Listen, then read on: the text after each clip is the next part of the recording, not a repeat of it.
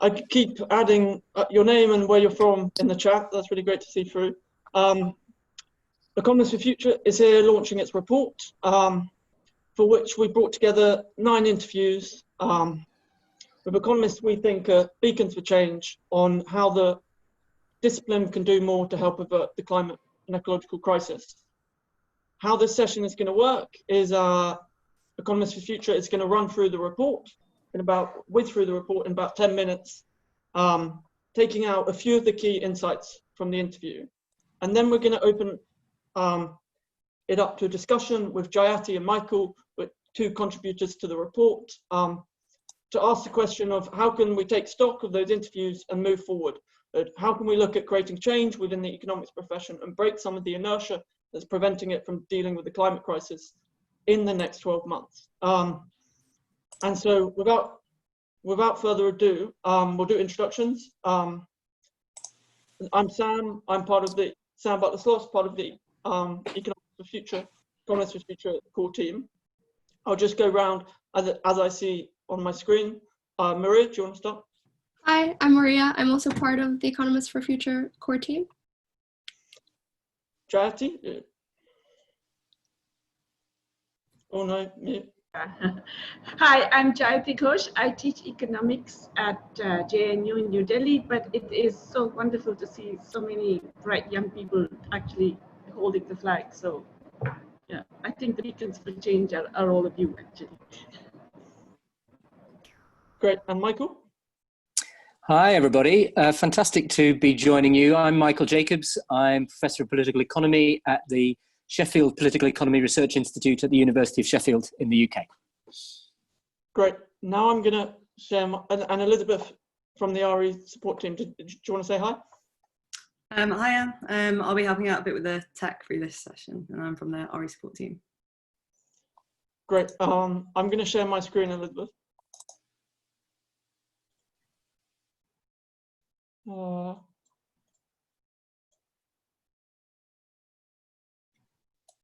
One second.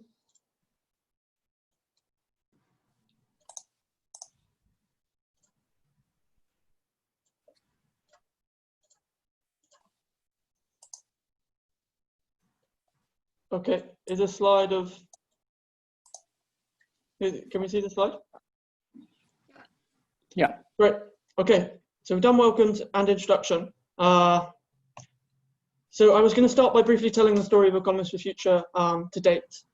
So in November last year, as a group of international economics students, we were out on the streets, as I'm sure many of the attendees were,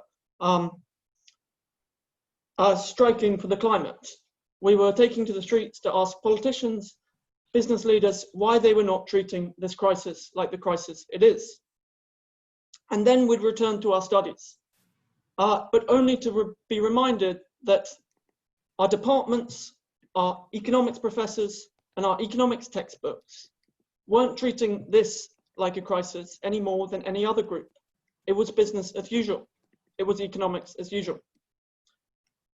We could not reconcile the apathy across the discipline on this issue with the task, the enormity of the task at hand, and with the relevance the economics profession could contribute, the relevance of the economics profession to this task. We are talking about a fundamental redesign of the global economy on a scale and time frame of few historical precedents. Why were they hardly talking about this? In the climate crisis, everyone's called upon to play their part. Yet the economist profession, we felt, were failing to play theirs. They were failing to mobilize both their resources and their influence to help tackle the climate crisis. With the conviction that this can and must change, we founded Economists for Future. Our proposition perhaps being ironically very Econ 101. Demand could bring up supply. If we could demand this from economists in a way that they had yet not been, perhaps they would respond more adequately. We launched our open letter, which made the case for this being a discipline-wide response, for change being seen across research, teaching, policy engagement, and contribution to public discourse. In the letter, we made the case that the proposed solutions have thus far halted climate change, and we need fresh answers too. It was signed by over 1,300 professional economists and reached nearly 200 countries. But this was only a start. It was just a call to action. And since our launch, we've been asking ourselves a series of questions about why these very visible failures within the profession persist. Why are economists not doing more about the environmental urgency? Despite the concept of scarcity lying at the very heart of the discipline, are they failing to see just how scarce our remaining carbon budget is?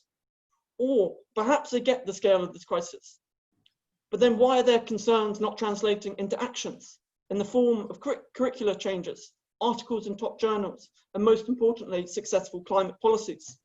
It was our puzzlement, our bafflement at the insufficiency of the answers we were hearing that motivated this report. We felt if we're going to have a fighting chance of changing this, we better first understand and why they have not done more so far. We conducted 9 interviews with economists to help make sense of a lack of a response.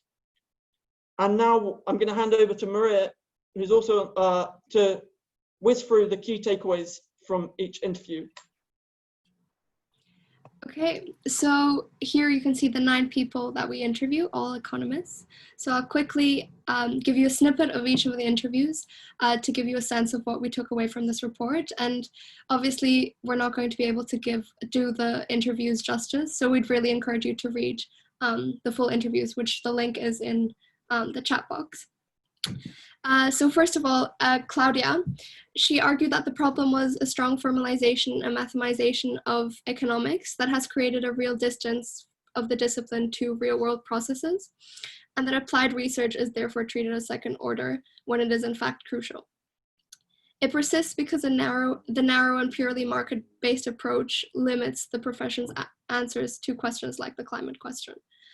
And to turn the tide, she mentioned 3 points. First of all, critical self-reflection from economics as a discipline, questioning previous paradigms of thinking, and having an analysis of why economists have not succeeded in preventing climate change in any way.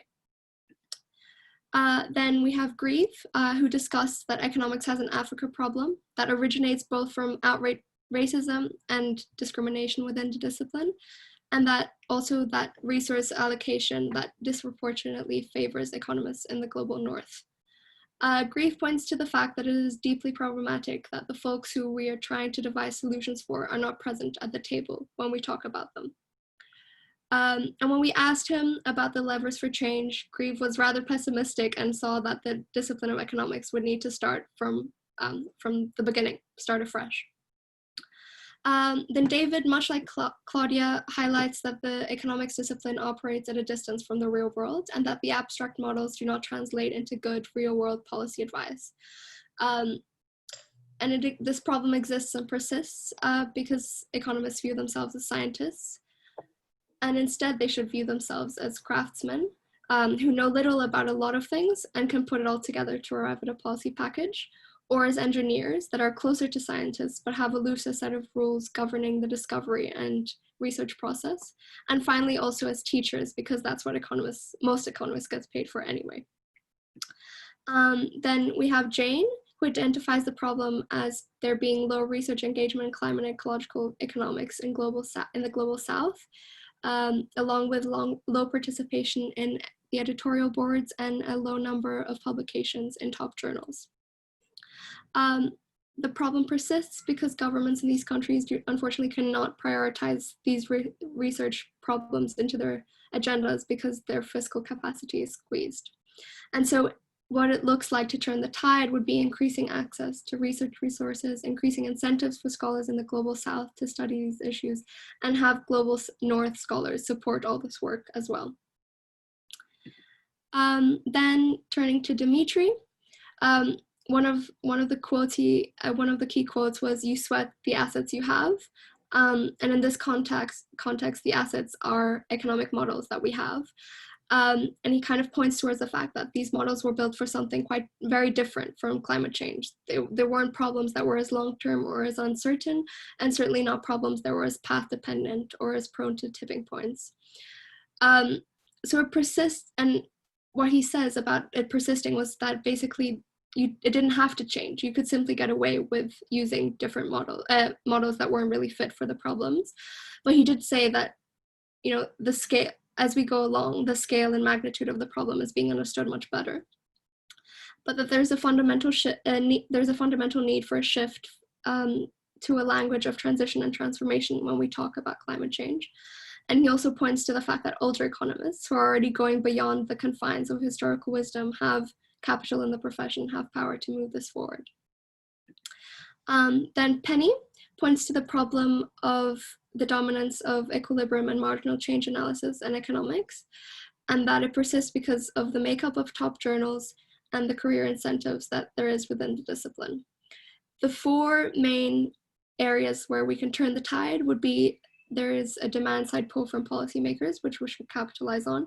Analytical frameworks are maturing as we move forward. And there could be changes to education and editorial boards. And finally, Yanis pointed to the fact that as students, the default that you are taught in economics is that of perfect competition and efficiency, when in fact, climate change points that this is actually the exception. It persists because there is a general self-indulgence of having perfectly determinable models in economics. And finally, to turn the tide, Yanis tells us to get organized and take down capitalism and the associated power structures. And I think at this point it might be worth saying that not everyone agrees, like in the report, agrees with each other. Over to you, Sam. Yeah, so we thought we'd hand it over to Michael and Jayati to just in a kind of very briefly say a couple of their points they made in the report. And I will caution that this was done quite a few weeks ago. So if you want a reminder of what kind of those points were, or if you want to say something completely different, just a few minutes. Michael, do you want to go first? I've just seen you've unmuted.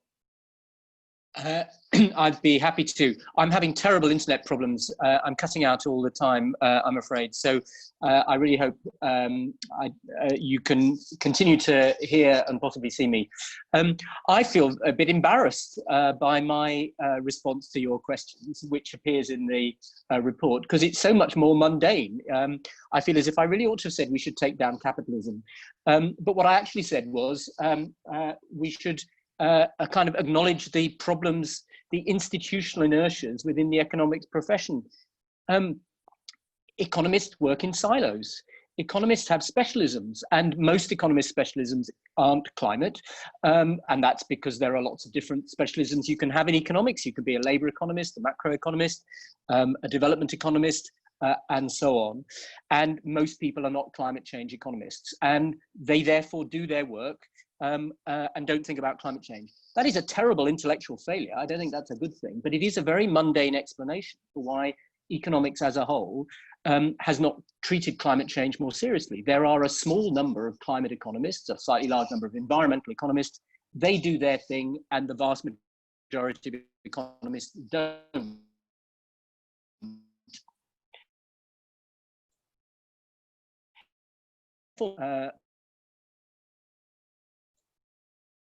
Oh, Michael, we lost you for a few seconds.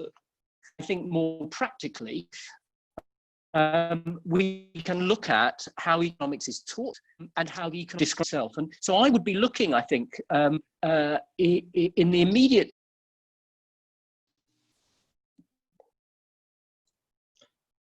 Sorry, am I back again? You know, Michael, maybe you can turn the video off and then we can hear you. Might be better. Yeah. Let me turn the view off. You're not missing anything if you can't see me. So I would like us to focus on the institutions that teach economics and that organise economics, like in the UK, the Royal Economic Society. I'm sure there's an economics association of academics in every country. And I would like to put pressure on those to raise the importance of climate change. I think your demand and supply analogy, Sam, is a good one. I think students need to be demanding that this is taught at school and at university. And I think the learned societies of economics, the economics discipline, should be requiring that. Those are much more targeted campaigns, I think, which we can organise. And I think Economics for the Future, Rethinking Economics, have a real opportunity to build on what they've already done to do that, particularly over the next year, when climate change is going to be another big focus because of COP26, which takes place in the UK next year. I'm very happy to come back to the intellectual problems of dealing with climate change in orthodox economics, but don't think that all economists are orthodox. They're not all neoclassical. Many climate economists work within ecological economics paradigms. The environmental economics is a really interesting, eclectic field. So there are we shouldn't be overly focused on the limitations of orthodox economics. We can understand climate economics well with the tools that we have.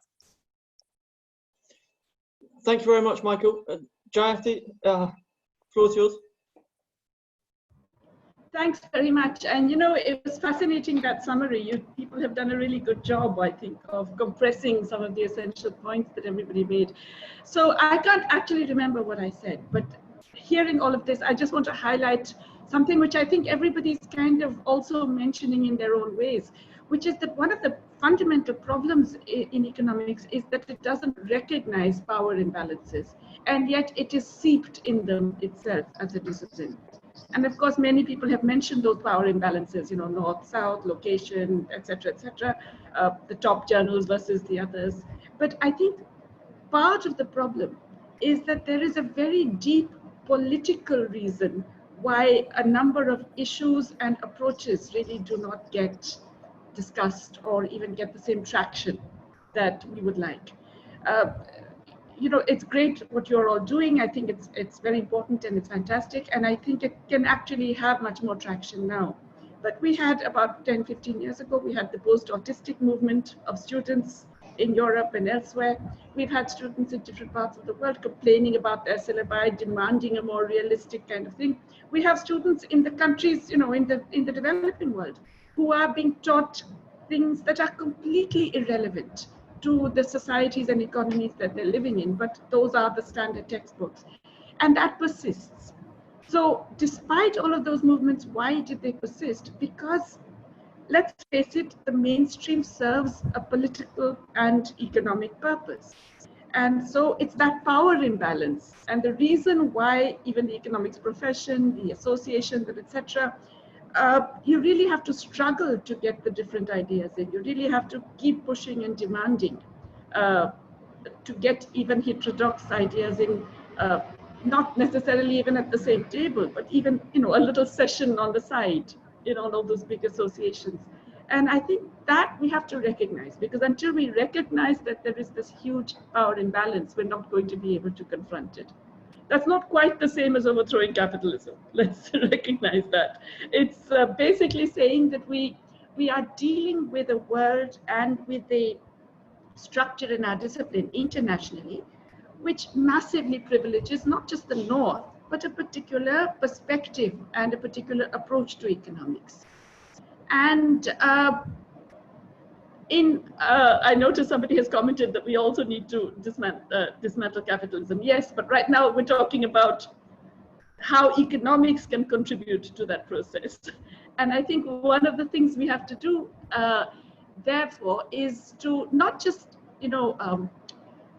demand that we get a voice on all of those tables that was mentioned and so on, but make it such a large and wide-ranging demand that the syllabi actually change fundamentally, that the research orientations change in different ways, that the journals change in different ways, and we have to keep at it. We have to keep pointing out that the mainstream journals are dominantly, somebody mentioned, I think, one of the recent journals, that it is 98% male or something, but 98% male is just one of the problems. It was probably 100% from a particular perspective. It was probably largely articles written by people based in the global North. It was probably, and all of those things. And all of that creates this problem. And of course, the fact that it assists states and it assists global capitalism in wanting to avoid looking at particular problems is really why it persists. And that's why, you still have policymakers in the north and in the south pushing more carbon emitting in sorts of investments, pushing more fossil fuel right now in the middle of the pandemic as a means of global recovery. So given this close, if you like, link between power imbalances and the nature of our discipline, how do we change it? I think the only way change happens in these situations is actually through the pressure of numbers. And the pressure of numbers is something that you have to keep building. It means that you have to build alliances, again, with people you don't always agree with in other matters, but you agree that certain things have to change. It means getting more and more people to understand the nature of the problem, not being afraid to raise your voice continually and repeatedly and make the same points over and over again, and until finally somebody recognizes it. So I think the way to deal with it, given that the very persistence of one perspective or one approach is so dominant, the way to deal with it will have to be to constantly chip away at the edges, but with very, very large numbers chipping away at the edges, if you like. That's great, Jayati. What I'll do now is I'll briefly go over our conclusion of the report, and then we'll come back to exactly those questions that you both went into, of kind of how can we make this count, what change has to happen now. So kind of the conclusion we came to, reflecting on the interviews, was kind of a paradigm shift may well be afoot, and it needs some serious rocket fuel. Inertia is high, paradigmatic shifts are rare.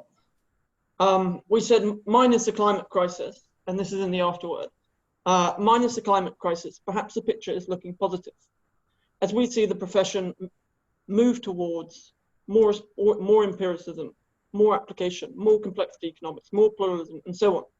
Change may indeed be happening, and on current trajectory, in line with historical paradigm shifts, the profession may well look dramatically different in a generation's time.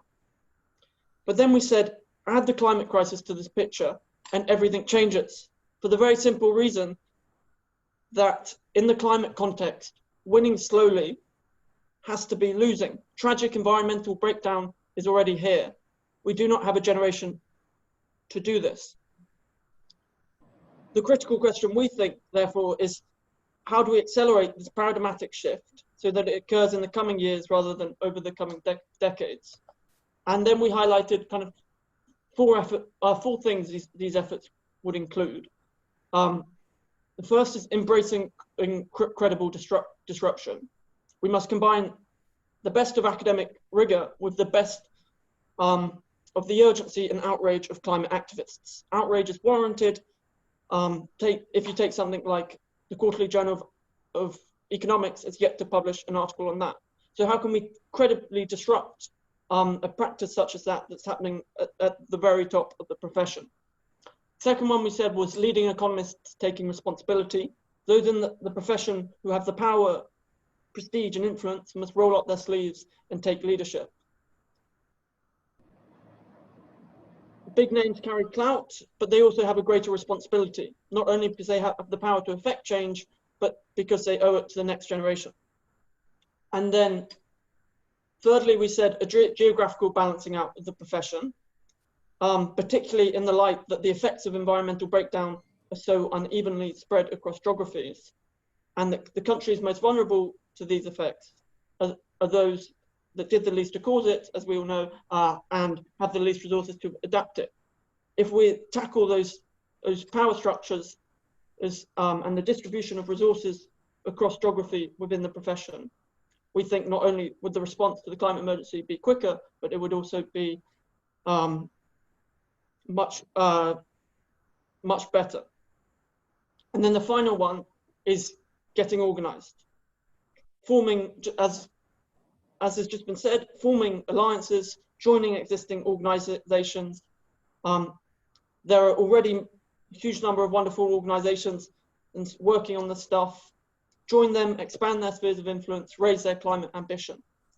Those in the departments affiliated with or in must push for change in who are hired and what they teach. Those from outside the profession must encourage economists to do interdisciplinary work. They hardly do it, and the climate crisis needs it. And then we finish by saying, above all else, become an economist for the future. Keep asking if the profession is matching the scale and urgency of the climate crisis. And so if we could come back and to revisit the question of how do we take stock of these interviews and all these these criticisms of the profession that have been made for many, many years now. How can we think about making this count? Where do we go from now? And so Jayati and Michael, do you want to come in on that? Can I make just a crucial point, which is that the very practical kinds of suggestions I'm making for campaigning within the profession, on the curriculum and so on, are not mutually exclusive with profound critiques of the body of economic theory that is dominant in economics.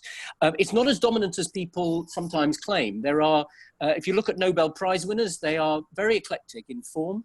There are mainstream economists who do not regard themselves as neoclassicists and so on. So we must be careful not to make things too monolithic. But the power imbalances that Jayati talks about are obviously there, and we have to understand them.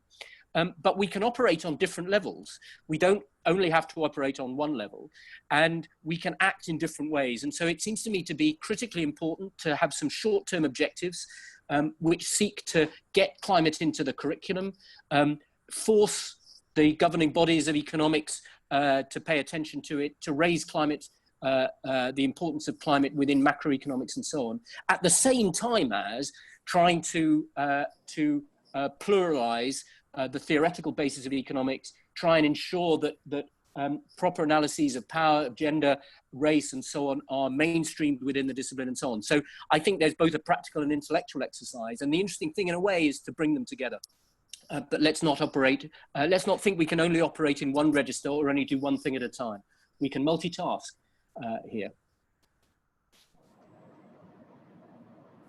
Yes, I completely agree with that. I mean, I think it's not just that we have to multitask, but there are many people here, and people can do different things as well. That people can do, what they are better at. I think there was I think it was in the chat. I noticed somebody talking about how it's not just the economists; it's also the general public. And I think one very important part of this is about how economists have to learn to talk to people, and to be able to explain and help people, the ordinary citizen, understand both the severity of the issue and the kinds of available alternatives and what they would mean.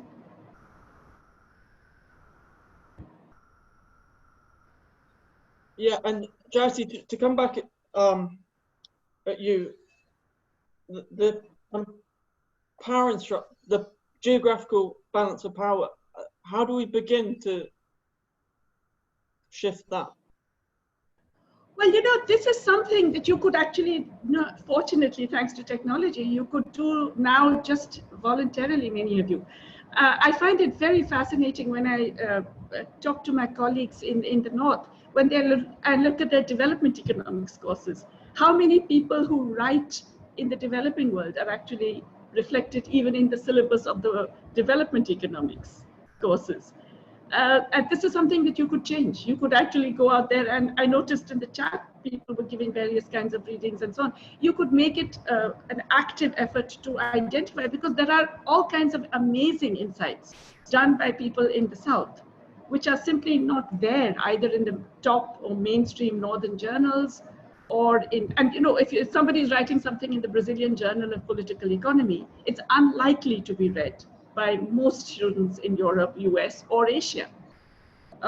If somebody has written something in an Indian journal, Economic and Political Weekly, say, or the Journal of Agrarian Studies or something, in the Indian Journal of Agrarian Change, you're not going to be able to have access to it, or you would not have heard of it to actually read. So I think you can all make positive efforts to find out what's out there, because there's a huge amount out there. And it's not available because, let's face it, your professors are not putting it on your reading list. Completely agree with that. To also, very soon we'll open it up, and we could in fact do that now. And just to say, feel free to both ask questions and add comments. Would really like to hear both of them. Well, what you can do is you can add them on the Q&A function, and there's an upvoting mechanism too. And we can also do raised hands for spoken questions. So we'll do a bit of both. And I wonder if we want to take one question from there now, Maria. Yeah, so we'll take a question from the written one, the most upvoted one, from Oliver Haney. How much of a problem is it that Nordhaus won the Nobel Prize and is now considered a leader on climate change amongst economists, despite his pretty crazy recommendation for a path to 4 degrees of global warming? I think I'm going to let Michael take that one. I think it was a disastrous award. Nordhaus is an outlier amongst climate economists. He takes an extremely orthodox position, and his models are riven with problems. I don't know whether people have seen Steve Keen's analysis of the Nordhaus model, but it's a brilliant, brilliant takedown. And I would recommend everybody who's interested in this to go and look at it. And I think it was an extraordinarily bad decision, and it doesn't represent what climate economists do, and in that sense was also I think very unfortunate. And in a way, of course, Nordhaus has forced attention to, but in the wrong way, to the extreme weakness of a neoclassical approach to climate economics. But that's not what most climate economists do. And so we must be very careful, as well as saying that it was a very bad decision, not to think that he is representative of what most climate economists are doing. Most climate economists understand much more about the climate science and are trying to understand its ramifications in a whole variety of ways. Yeah, but this wouldn't have been the first decision of the Nobel Prize Memorial Prize Committee that I wouldn't agree with, but there have been others that I do agree with, and I think have been there was another one more recently, but there have been other people who've been well honoured for their work. Yeah, if I could just add to that, I mean, we shouldn't privilege the Nobel Prize too much. Eugene Fama got the Nobel Prize, right? Even after the global financial crisis. So as Michael said, there have been some good decisions, bad decisions. I just want to make one small point. There hasn't been a single Nobel Prize winner who is not based in the global north. In fact, who is not North Atlantic. Let's just keep that on the table and recognize it. Absolutely. Are there any raised hands? Does anyone want to ask a spoken question? I just noticed somebody's Kristen, somebody, Satish. There's several raised hands actually. There's a Satish Kanadraj and there's a Kristen somebody. 2 participants. Elizabeth. Yeah. Yeah. Go on. Yeah, can I go forward? Please. Yeah, great. Yeah. Hello, Professor Michael and Jayati. It's great to be in this platform. And the first question I want to ask is that the importance and relevance of GDP. So GDP is seen as the foremost indicator. So even in India, there's a target for 5 trillion, and then there's a race of which country will reach the top position. And yeah, no more GDP is concerned with or connected with either poverty eradication or green growth.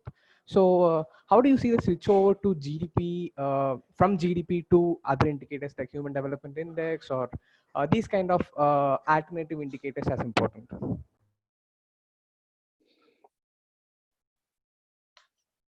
Michael, Jayati, do you want to start?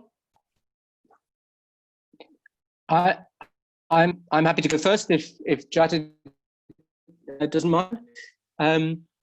So I think this is a political question more than a technical economic one. GDP measures something useful. It measures the monetized output of an economy, and its income should equalize, should be the same. And those are important things to measure, and they are measures of economic activity, though of course not all economic activity, since unpaid work is not included. And they don't value various things which we commonly regard as having value well. So GDP does measure something useful. However, it's not a good measure of progress.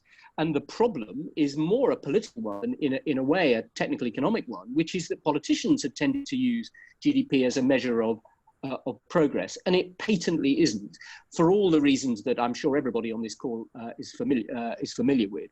And so it feels to me that the task here is to ensure that politicians are not allowed to say that we are doing well as an economy or a society because GDP is rising, that we are also forcing attention to environmental quality, to equality in a whole variety of dimensions, to sustainability, and to well-being. And the way in which new indicators have been developed over recent years, the OECD, for example, has a very good suite of indicators in its Better Life Index, shows that it is perfectly possible to devise indicators which much better measure what we might count as progress. The question is whether the politicians want to use them and whether the media hold them to account for those indicators rather than just GDP. And as citizens, that's our responsibility, to enforce the use in political debate and in media debate about what constitutes progress of a much wider set of indicators, and to refuse to use GDP simply as a measure. So this seems to me to be the political demand that we must make, and to some extent we have that in our power. I think we can force the debate to focus on other issues. And the COVID crisis, of course, has already begun to do that in interesting ways, I think. I know there is another session on the festival of on this very question. So I wonder if that could also be.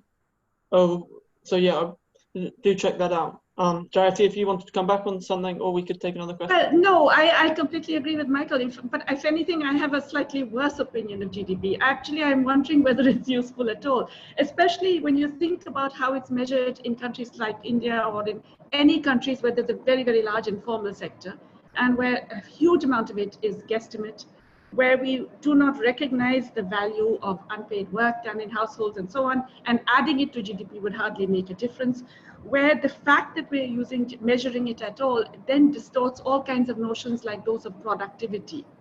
And there's a peculiar emphasis on constantly increasing productivity, etc., with all kinds of horrendous implications for employment, quality of work, and so on. So I actually think that if the profession could move away from GDP, it would be much better and healthier, not just for politics and for policymakers, but for the profession. The trouble is that all the alternatives we keep coming up with are so complicated. And, there was the F2C report with Stiglitz and Sen, which had, I think, 27 indicators. There's the OECD thing, which has 17 indicators. These are really just a bit too complicated. So we have, all you young people out there, think of something easy, catchy, and suggestive. I used to think, let's look at quality of life of the bottom 50% as a measure of progress, for example. And you could have maybe 3 or 4 indicators. Do you have access to some of the basics? Make a switch to the SDGs, yes, but Satish, there are 17 SDGs with zillions of goals in there. So that's also very complicated. So we need something that can capture the imagination, a summary kind of measure. That's why GDP works so much, even though it's so full of holes. And anyone who knows how you measure GDP would realize that most of the time, it actually sucks even as a measure of economic activity. Great, thanks. Are there any more hands up? Yeah, there are two more hands up I saw. Yeah, one hand up. That's good. There were some hands up earlier as well. I don't know what happened to those. Hello. Hello. Hi. Hi. So I was just wondering if you think it is possible to effectively deal with the climate emergency within a capitalist framework. Okay, let's take that. Okay, Michael, you first. How long do we have? Oh no, come on! I'm not always going Oh, first. all right. Jayati. Okay. You first. You want my honest opinion? No. Okay. But does that mean that therefore we have to wait till the great socialist revolution and then we address climate change? No, because as I think this report also recognizes well, the problems are too urgent. So it means that what we have to do is to force capitalism to not be itself, if you like, to actually force the economy to behave in ways that would not correspond to what a market or profit-oriented system would require. And that means bringing in regulations, putting much more public investment, changing patterns of distribution and consumption and production in ways that would be responsive and alleviate climate change and allow societies to adapt to it, which basically means preventing capitalism from being itself. Now, that's not the same as overthrowing it. But you know, I hate to tell you guys, I'm very old, right? And I've been in too many discussions through my life about the final overthrow of capitalism. So until that happens, I want change anyway, if you see what I mean. And I think we have to therefore think of ways in which we can force economic regulations and public investment and changing patterns of production, consumption, and distribution in positive ways, despite this system. And that, in fact, actually therefore means changing that system and leading to something else eventually. Michael, would you like? Jayati has given a really beautiful answer, which is exactly the one that I would give. And I would only add, I think, something that feels to me to be a really important, both practical and conceptual element to this, which is that we don't know what it would mean to overthrow capitalism. It isn't a simple thing. And it isn't obvious that even if you could overthrow it, you would overthrow it to would be ecologically sustainable. We have had an example of non-capitalist societies in the 20th century, the Soviet Union and Eastern European countries, which tried to do something that wasn't capitalism, and they were ecological disasters. And that was for a really critical reason, which is that it isn't the broad structures of capitalism which create the climate problem. It is the specific ways in which we use energy, land, and so on. Now, of course, that's driven by capitalist processes. But unless you address the actual ecological sources of climate change and wider environmental degradation, even if you change ownership structures or market behaviors or whatever, you won't address them. And that means we have to focus on the climate problem and indeed the wider environmental problems. And I would urge us to focus on doing that along with the inequality problems and so on. And then we will see what kind of system we have so constrained capitalism to be. But simply thinking there is some alternative which will automatically be ecologically sustainable or indeed egalitarian, I think is a mistake. Right, yeah, thank you. We've got 6 raised hands, I notice. You're on mute, Sam. We try to take them in a group of 3, actually.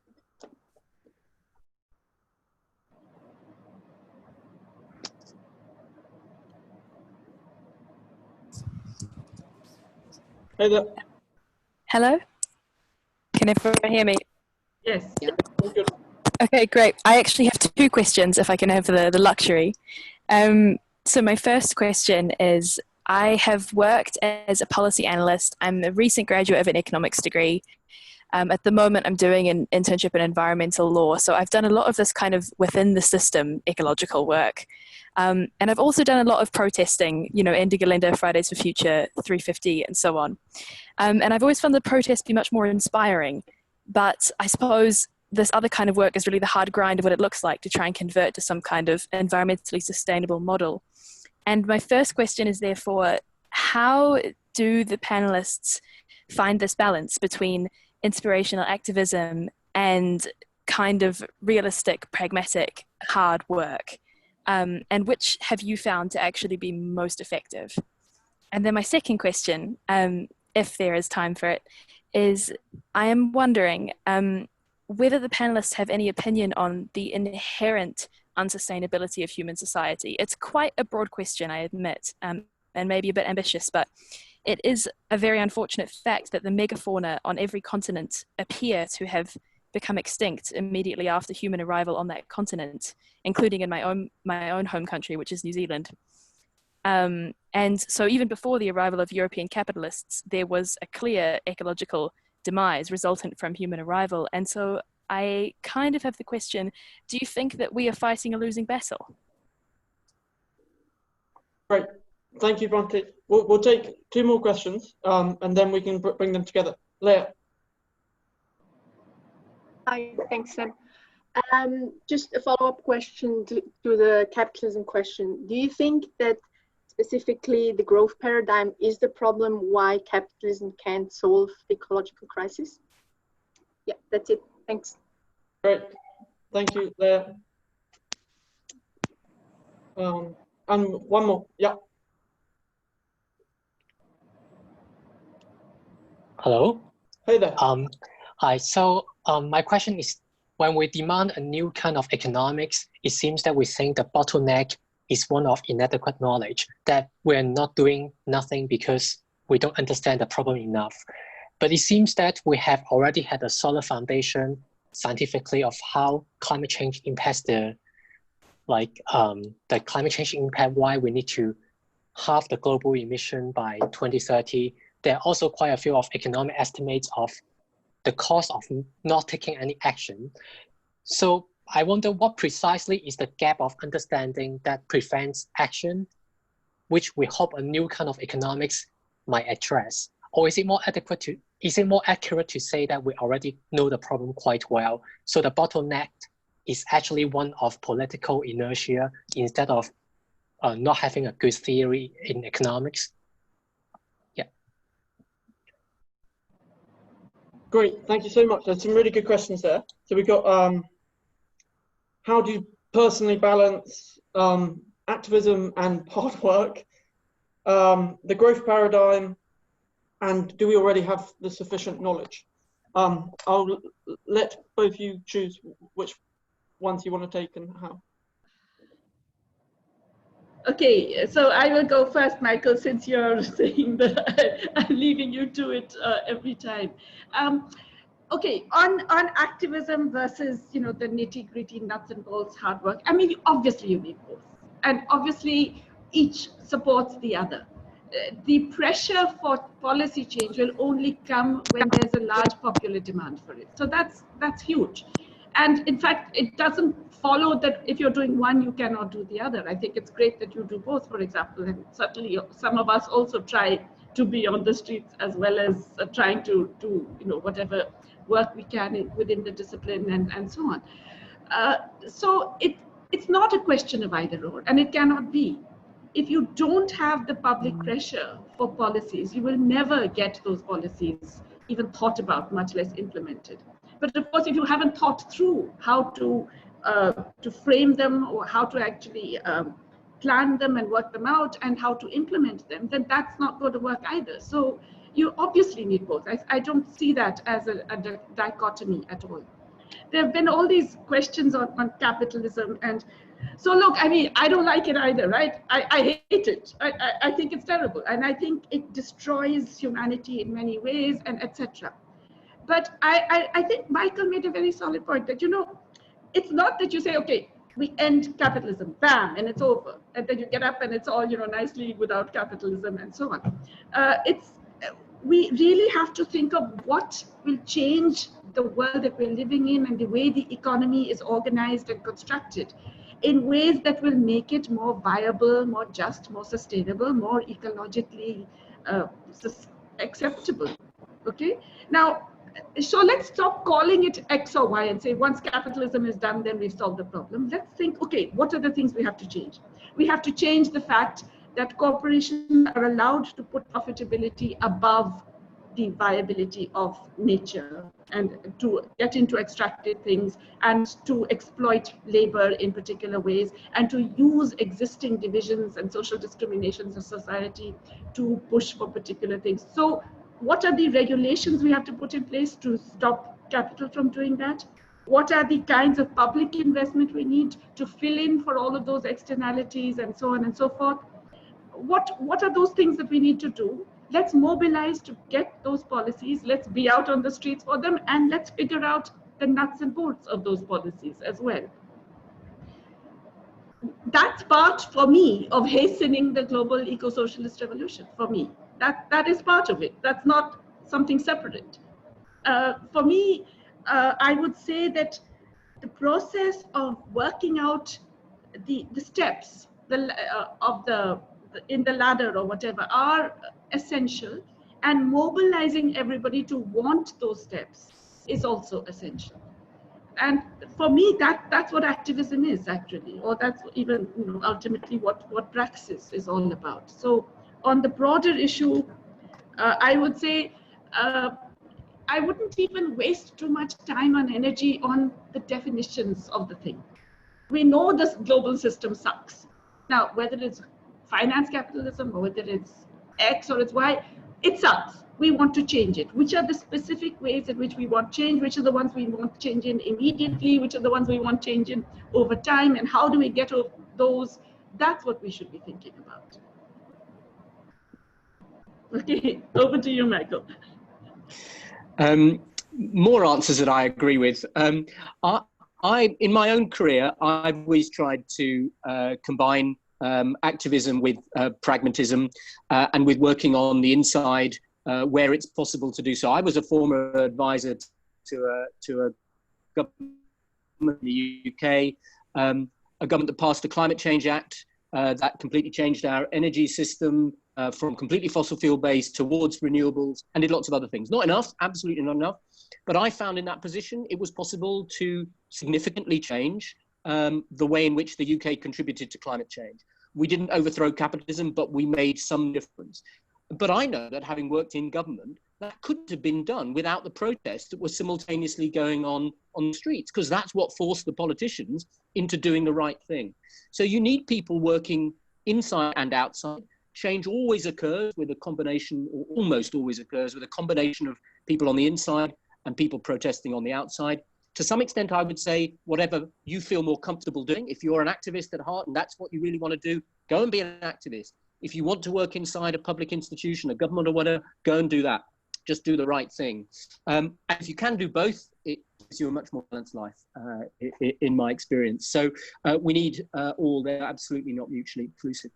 I want to take the growth paradigm question on head on. I do think that the growth paradigm is the source of the problem, in the sense that the constant drive to accumulation, we would say, in kind of analyzing capitalism, or to economic growth, to greater consumption, is a driver of ecological degradation and climate crisis. There is no question that the historical record shows that, and trends of unchanged growth are unsustainable, completely unsustainable. We may be lucky in that growth is slowing down in many parts of the world, certainly in developed economies, but it's not enough to simply say we shouldn't have growth, partly because it's not very clear how you would simply slow down growth, and partly because many ways of slowing down growth are deeply damaging to many of the most vulnerable people. So again, instead of kind of painting this in a very, very broad brush ways, we need to look at the mechanisms that are causing environmental damage and stop them. I've been in favor for many years of what I now call a Sustainable Economy Act, which mirrors the Climate Change Act that we passed in the UK. The Climate Change Act is a rather remarkable piece of legislation, and it's been followed in many countries. It's been done in different ways in many countries, which is to say there are limits to the amount of greenhouse gases that a country can emit, and we will not go beyond them. We will constrain the capitalist growth process to live within those environmental limits. But we haven't done it for things other than climate change. We need to set planetary boundaries around the economy, determined through political processes, but informed by science. And then we need to constrain the economy through taxes, regulations, planning, government spending, constraints on corporations of many kinds to live within those limits. And that will undoubtedly constrain economic growth, and that is a price that we should be willing to pay, and we should do it in ways that also generate greater equalities. So I think we do need to address the growth paradigm head on, but we need to do that in very practical ways. Just one footnote to that I want to add, Michael, which is that you're absolutely right that, you know, those that act that you mentioned and so on. But, you know, northern countries can do it because then they use the imports from the developing world, which are massively climate destructive. And so the consumption pattern has to change too. It's not enough to just deal with the production, because then what you are doing is exporting the problem. And I completely agree. Yeah. And that is one of our most difficult problems because of the nature of the international trade regime. I would absolutely accept that needs to be a critical part of the program. We cannot simply export all of our unsustainable activities. Okay, shall we take one last round of questions? Sure. Maria, I wonder if we'd want to take one from... Yeah, I think we should do a written one. So we've, okay. A couple of them we've done. Yeah, a couple either of them. Directly or indirectly. Yeah. Sorry. Should we take two hands whilst you have... No, I found one. Okay. So from Eric, you can't just change academia. Academia is a reflection of the power structure. So you have to change the minds of the general public. Please comment on this idea. Okay, I think we already talked about that. Go ahead, Michael. Yeah. Sorry. I was going to say, I'm not sure I agree with that. I think academia has quite a lot of relative independence, autonomy from general public opinion. I don't think academics follow public opinion. And in countries where there is academic freedom or a certain amount of it, I don't think academics simply do follow public opinion or even what governments say and so on. And I think one of the advantages of working in academia is the freedom to think new things and say radical things. And so I think we do have an opportunity to change academia without first changing society. I think we should do both things simultaneously, of course, but I think there is plenty of opportunity for us to affect the academic world and the way academics operate and think and what they teach before we have wider social change or as part of it.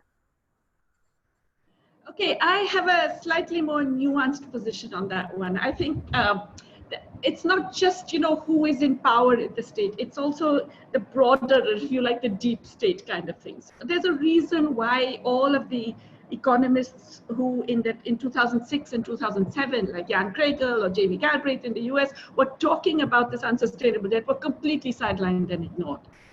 And there's a reason why, you know, it's the rewards in the profession go to those who kowtow to the broad sort of basic, you know, mainstream position.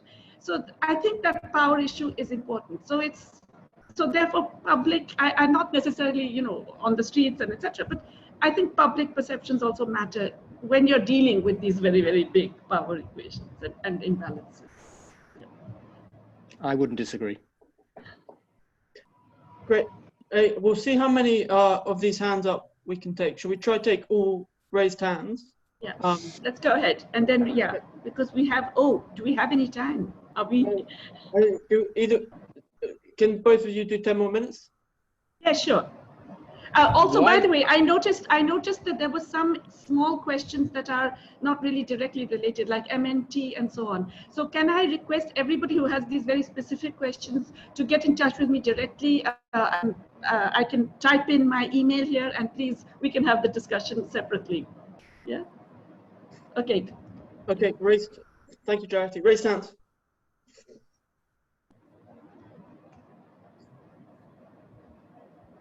Hey.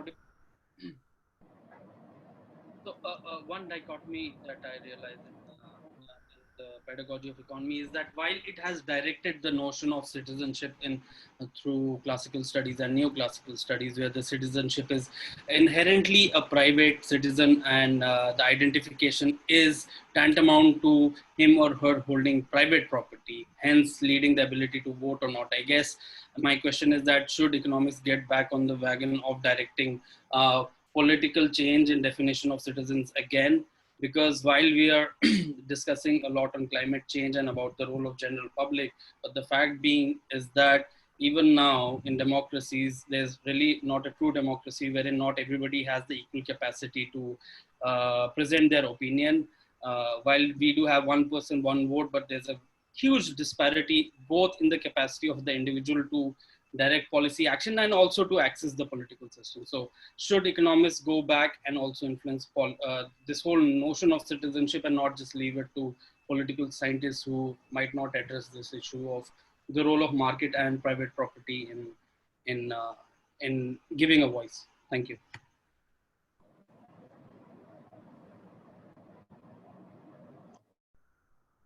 You're on mute, Sam. Great. Well, thank you for that question. We'll take them all raised hands in one, and then, yeah.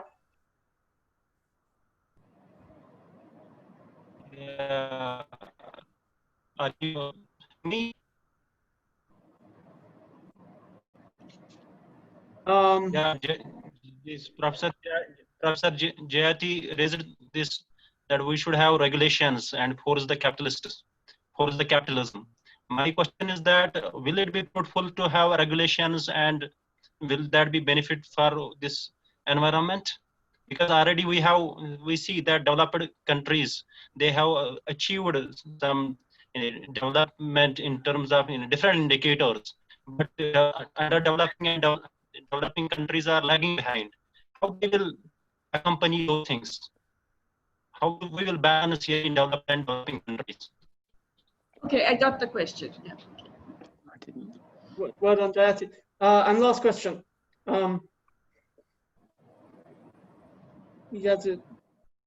Hi.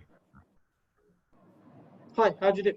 Okay, thank you. My question is about peer pressure among economists, and how much does this affect their, basically, the change that we might think of happening in terms of the discipline, the content, and also the methodology on the, I'm talking about the epistemological level. How much does this affect the change among economists, the peer pressure? Because some people might think it's a challenge for them to change because they need to have more training, more preparation for the, for this important change when it comes to climate, for instance, crisis, to be included in the curricula.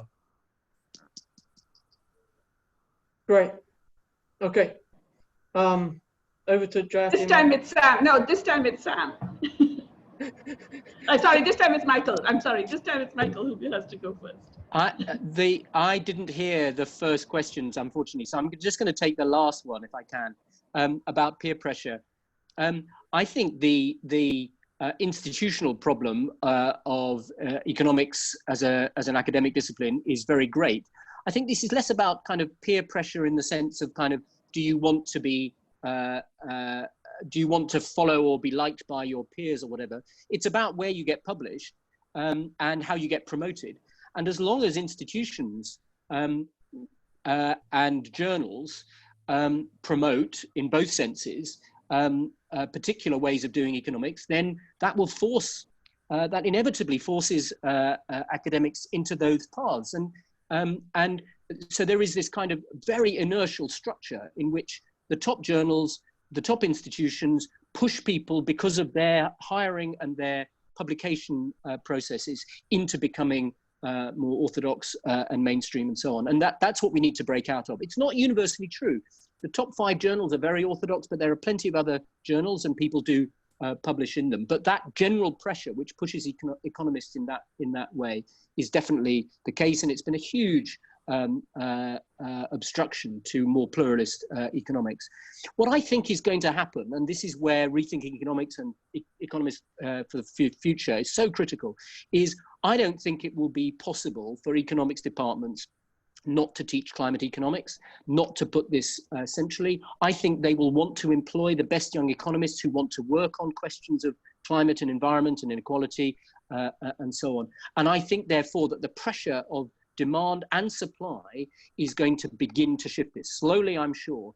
and that we can change the discipline through the people who newly come into the discipline from the bottom and so on. And so I think this is a huge problem, but I think it's one that we can affect. And I think this is what makes this session so exciting and important, and the work that you're doing in Economics of the Future and Rethinking, because this is a really critical task to shape not just the academic discipline, but the way in which that discipline affects the world, which is after all what really matters. Great, thank you, Michael. Yeah, I think Michael just gave a terrific answer, and fortunately I agree with everything he said. I just want to add to this, though, that it's not peer pressure, but there is something else, at least in development economics, which happens, which is these fads, these phases. So we had microcredit, then we had cash transfer, and now we've got RCTs, and suddenly you're nothing unless you're doing that. And that, to me, it's part of, of course, all of these come from the North, imposed on the global South, and all of us are reduced to being the little intellectual coolies who are following that particular thing which has come from the North. But what is also worrying about that is that it's engendered a broader shift towards a kind of micro tendency. So you are going away from processes, you're going away from thinking about the big issues and the larger macro or systemic processes towards smaller and smaller and smaller things. And how can I nudge somebody into behaving better and giving her kids milk in the morning by giving this incentive and so on. So I think there is a problem of not just exactly the power imbalance you talked about in terms of publishing jobs and so on, but there's a kind of colonizing of the mind that happens in development economics in particular, which is a different kind of peer pressure. Just on the other two questions, the question about regulation, it has to obviously be part of a broader set of changes. And so let's face it, do you remember what Lenin said about what is socialism?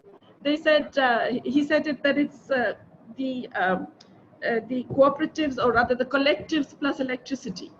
So what I'm saying is, what we're thinking of as an alternative has got to have major regulation of economic activity, of labor markets, land markets, the environment, etc., as part of it. It also has to have a very, very significant role for public intervention and for public investment. It has to have a very significant role for public spending on the care economy and other essential aspects. It has to have, significant changes in tax structures and so on and so forth. So there are many elements of it, but regulation is certainly an essential element of it. Is it ultimately compatible? Maybe the thing that emerges when you've done all of those things is something we could call socialism. Who knows? I mean, but certainly it's not capitalism as we know it today, which is pretty much not just deregulated, but also has so many other of the negatives going forward. But the fact that it's deregulated is a critical part of the huge mess that it's created. And finally, I think on this issue about should economists be doing these venture into these areas, and I think Michael put it well, we're in too many of these silos, not just within economics, but also the whole idea that economists shouldn't be thinking about X because that's politics or that's sociology or that's anthropology. I mean, the really interesting economists have actually been a bit of everything. They began by being moral philosophers, if you remember, the worldly moral philosophers. That's what they were doing. They were trying to think of the economy as something that is created by human beings in social interaction and results in certain outcomes, and then how to make those outcomes better for everybody, or certainly for some groups of people. So I think we have to stop thinking that this is what economists do and this is what political scientists do, and then there's a little interdisciplinary stuff going on. I think to be a good economist, at least what someone I would call a good economist, you have to be trying to think about all of these other issues. And it's not that they're so specialized that you can't go there. We have to actually integrate all of that into our own economic thinking. I could not agree more. Great, and I'll just share my screen. No,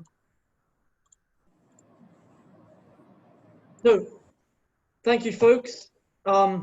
We know in climate emergency, time is very, very short, so thank you for giving up yours. At Economists for Future, we're experimenting to see if a few very, very targeted campaigns in the profession can break some of this inertia that's holding the profession back from treating this crisis like the crisis it is. Do join us, do reach out to us. In the report, there's a feedback form, not feedback form, a kind of the contribution of your own insights to what's been discussed in the report that we'd love you to contribute to. We'll probably do a blog post bringing them together. Our contact details are on the screen. And I'd like to just say one final thank you to, of course, the wonderful Jayati and Michael, to the 7 other panel interviewees that made the report, and of course Rethinking Economics for putting on such a brilliant festival. So thank you. Thank you, and good luck to you guys. You are really our hope. So thanks a lot. Thank you, everybody. Guys.